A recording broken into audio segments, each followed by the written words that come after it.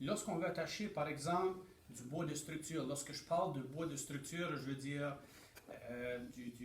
du bois tel que du 2 par 4, 2 par 6, 2 par 8, 2 par 10 et 2 par 12. Donc, si je prends les modèles que j'ai faits ici, qui sont faits en 2 par 6, okay, le type de clou que je devrais utiliser pour attacher les pièces de bois ensemble, okay, si on parle du code du bâtiment, habituellement, le code va dire que c'est des clous de 3 à 3 pouces et demi de longueur.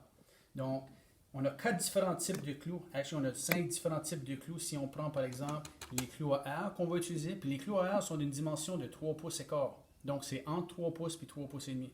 Si je regarde ici, j'ai un clou commun ordinaire de 3 pouces et demi.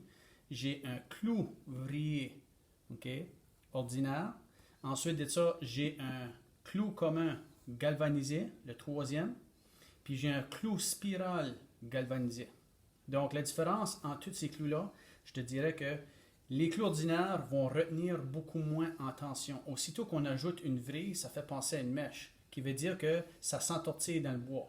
Si on ajoute la partie galvanisée, le galvanisé, ils ont été enduits dans un métal qui s'appelle le métal galvanisé. Puis ensuite de ça, ce qu'on ressort de ça, c'est que ça vient protéger. Ceci, c'est le même clou, sauf que lui ici était trempé dans du galvanisé. Puis ce que ça fait, c'est que si on regarde les deux, on peut voir de très près que sur la partie galvanisée, il va y avoir des petits morceaux de métal qui restent collés sur le côté du clou. Ce que ça fait en sorte que les deux clous, je te dirais que le clou galvanisé va retenir beaucoup mieux en force de tension. Okay? C'est-à-dire, j'ai expliqué aux élèves aussi que lorsqu'on regarde des clous à air, on a changé la façon qu'on fait les clous à air, où est-ce que la partie du bout ici qui est rouge, okay, c'est la colle, parce que les premiers clous qui sortaient de ces compagnies-là, on s'apercevait que les clous ne retenaient pas assez bien en tension, en force de tension.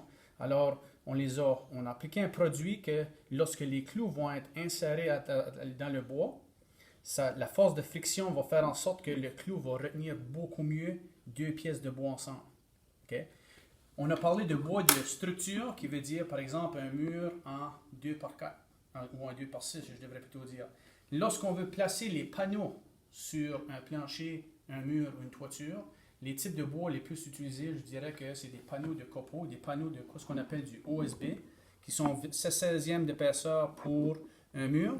Et si on compare au mur adjacent ici, où est-ce que j'ai une composition de murs différente, j'ai un panneau de contreplaqué, okay, beaucoup plus résistant, beaucoup plus rigide aussi, beaucoup plus cher, si on parle en termes de prix.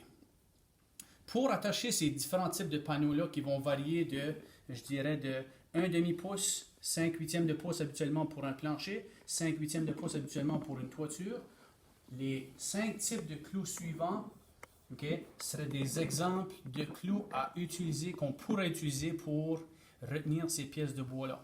Okay? Encore une fois, lequel qui va être le plus rapide, je dirais probablement les clous à air sont définitivement ceux qui vont pouvoir être appliqués le plus rapidement. Je dirais celui-là qui va retenir le mieux probablement en tension, je dirais probablement que c'est un clou vrillé, galvanisé. C'est probablement ça qui va retenir mieux en force de tension. Si je veux de quoi qui va retenir mieux que ça, je dirais une vis va retenir mieux que ça, sauf que une vis, on parle de beaucoup plus cher, beaucoup plus dispendieux à appliquer. La plupart des charpentiers vont utiliser des clous lorsque ça vient le temps d'attacher la structure du mur, ainsi que les panneaux, que ce soit, comme je dis, des panneaux de OSB ou des panneaux de contreplaqué. Habituellement, on va utiliser les types de clous suivants.